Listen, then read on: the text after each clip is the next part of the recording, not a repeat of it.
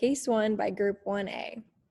Cody is a 19-year-old male business student who plays competitive soccer at his local college. Cody's past medical history includes epilepsy, which he was born with and is controlled with medications, but at times his medications can cause him to have increased heart rate and abnormal heart rhythms.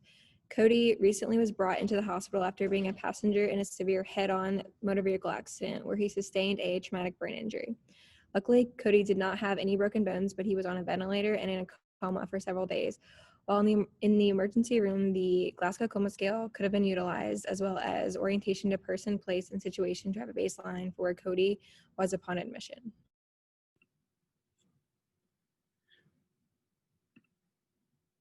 Cody eventually started breathing on his own, opened his eyes, and was able to move the right side of his body. Left-sided weakness was an initial focus of therapeutic treatment. He was max assist for transfers and required physical help to stand up, walk more than a short distance, and ambulate stairs. He required two-person total assist for bed mobility and seating edge of bed. Sitting posture presented with a left lateral lean, flex forward trunk, and max support to maintain seating posture. Cognitive problems included his ability to pay attention, remember, and problem solve. To be able to return to school, his neurologic deficits were also an initial focus of treatment. During his initial eval, Cody presented with stupor.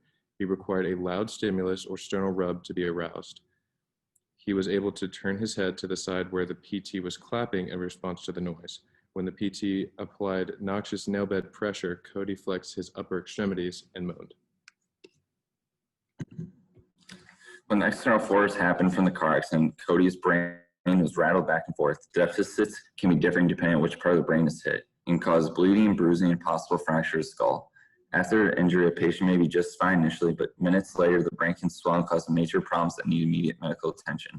This stage is secondary injury, which can be worse than the primary injury.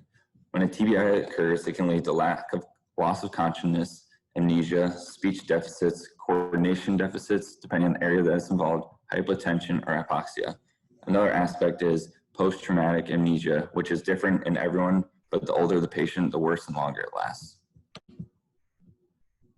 For TBI, it can be caused by external forces, acceleration, deceleration, blast injuries, or penetrating objects. It can be a combination of all or just one. Some common signs and symptoms including loss of consciousness, as previously stated. Some sensory deficits would include light touch, sharp and dull, blurry or double vision, loss of smell. Some nausea and vomiting may be present, dizziness, mood changes from inappropriate behavior towards one another or to other individuals, even clinicians, to even aggression towards individuals. Some balance deficits may be present depending on the location of the trauma. Headaches are also a common side effect, as well as cognitive deficits, which include memory loss, attention deficits, and apraxia. A CT scan is typically the first form of imaging administered in the ER when a TBI is suspected. A CT scan can quickly visualize fractures and evidence of hemorrhage, hematomas, contusions, or swelling of the brain. MRI is then typically used after the patient's symptoms have stabilized or if they show no improvement soon after their injury. The main goal of medical management is to initially minimize further damage. Maintaining proper oxygen levels and blood supply to the brain is important. Monitoring symptoms, make sure they don't progress or get any worse. Medications can be used to do this, such as diuretics to decrease blood pressure. Anti-seizure medications are also used due to the increased risk of seizures post-TBI, and Cody was also susceptible to seizures prior to the injury.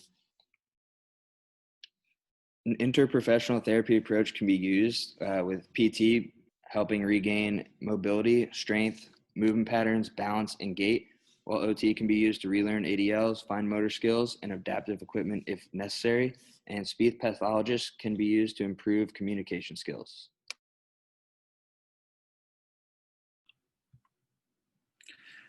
Some evaluation and assessments of the patient for Cody were vital signs, blood pressure, heart rate, and respiratory rate.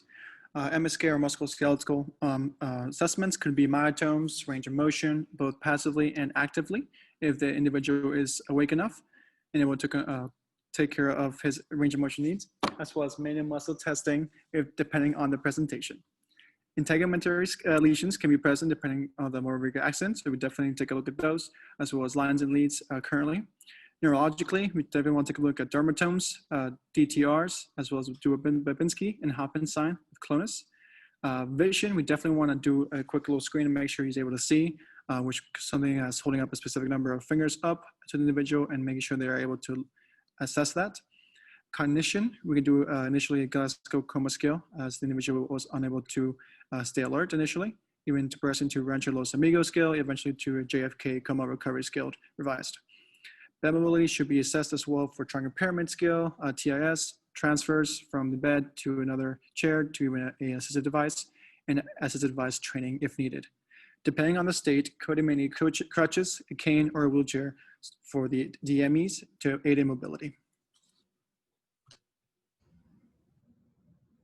Outcome measures that can be utilized in Cody's state while in the acute setting are the function and sitting test to assess his sensory, motor, proactive, reactive, and steady state balance, and the disability rating scale to track Cody's recovery, starting from his coma onto his return to the community. We can also use the Rancho Los Amigos scale to look at his progression of cognitive function. The outcome measure that can be utilized in inpatient is the JFK Coma Recovery Scale revised, which assesses auditory, visual, motor, oromotor, verbal communication, and arousal function, in which we see Cody is relying more on reflexive activity rather than cognitively being aware of his surroundings. At this stage, the patient requires maximum assist for most movements as seen in the later part of the assessment. An outcome measure used in outpatient would be the HIMAT to assess his balance and higher level functioning. This would allow us to see Cody's progression from the start of therapy and then to discharge. The task in the HIMAT are higher level, which would be beneficial to Cody with his goal of returning to his prior level of functioning of playing competitive soccer and being a college business student. Cody has difficulty with daily tasks such as money management, balancing a checkbook, and finding things in order, and his need for supervision with mobility. The main goal is to help facilitate his ability to complete these tasks so he can properly return to his prior level of function. So for task analysis, we analyzed the tasks the patient specifically was struggling with, such as ADLs and activities that Cody usually does. From there, we looked at single system impairments, such as difficulty initiating muscle activity, to select therapeutic techniques that would facilitate Cody's ability to return to his prior level of function and reach his goals. So, for example, when working on balance in acute care, it may be appropriate to start Cody out with lateral weight shifts in a sitting posture, working on static balance, and then progressing with motor learning principles to more activity-based therapeutic exercises, such as an outpatient when he has progressed to be able to do dynamic exercises such as ladder drills that are also sport and goal specific to soccer.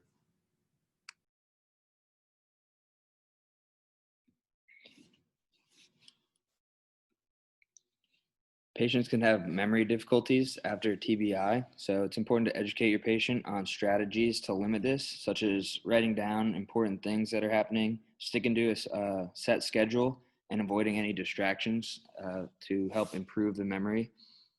Educating the patient on potential changes in their lifestyle, such as schooling and work, is also important, allowing for more time for tests and assignments during school or at work. And Cody plans to return to sport, so maybe advising him to wear a helmet or some type of head protection. Even though he's been cleared to play soccer, being aware of his injury and potential for another brain injury is important.